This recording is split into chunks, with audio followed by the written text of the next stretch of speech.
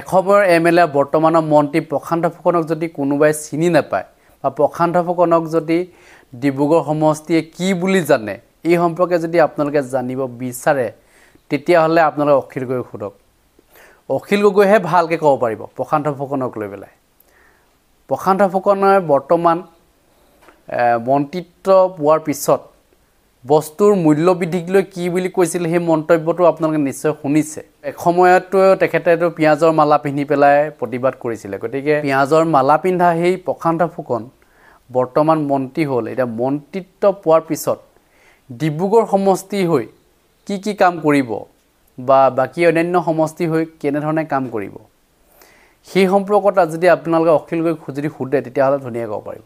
কি কৈছে অখিল গগৈ আপোনালোকে শুনি লওক এবাৰ। প্ৰশান্ত ফুকনে নাটক কৰি থাকে কিন্তু কামত একো নাই।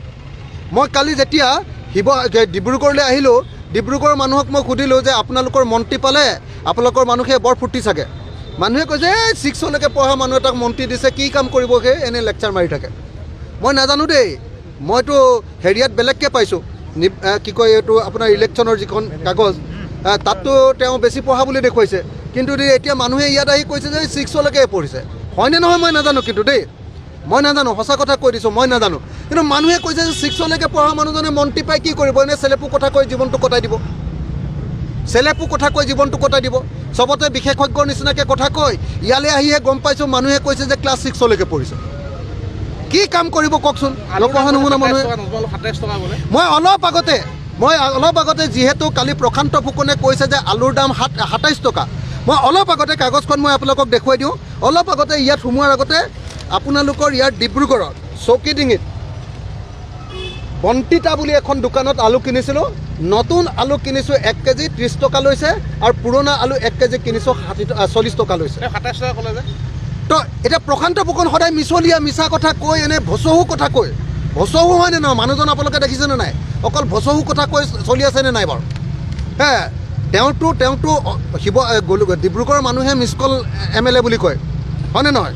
তেওঁ মিছ কল এমএলএ বুলি কয়, হয়নে নহয় কওক আপোনালোকে?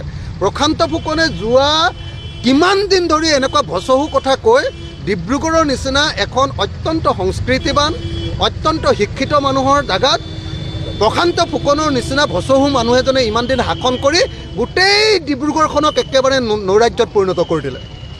এক টোপাল বৰষুণ হ'লে 5 মিনিট বৰষুণ হ'লে ডিব্ৰুগড় নগৰখন ডুবি যায়। ইয়াৰ ড্ৰেইনেজৰ কাৰণে 170 কোটি টকা আহিছিলে বুলি কৈছিলে, এইটো ক'ত গ'ল কোনেও গম নাপায়, কোনেও গম নাপায়। এতিয়া আপোনাৰ ব্ৰহ্মপুত্ৰ নদীখনে ডিব্ৰুগড়খন চিঙু চিঙু কৰি আছে, ডিব্ৰুগড়খন চিঙু চিঙু কৰি আছে। কিবা ব্যৱস্থা ল'ব পাৰিছেনে? কোনো পাৰ্মানেণ্ট কোনো ব্যৱস্থা ল'ব পৰা নাই।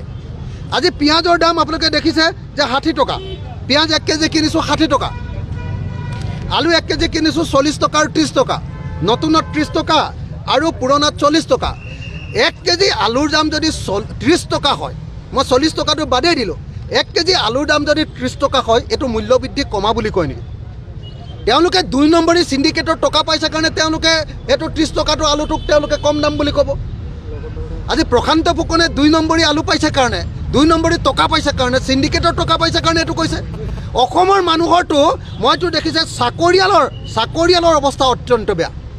সেইকাৰণে হিমন্ত বিশ্ব শৰ্মাই কৈছে যে বিজেপিক চাকৰিয়ালে ভোট নিদিয়ে। কেলৈ চাকৰিয়ালে ভোট দিব?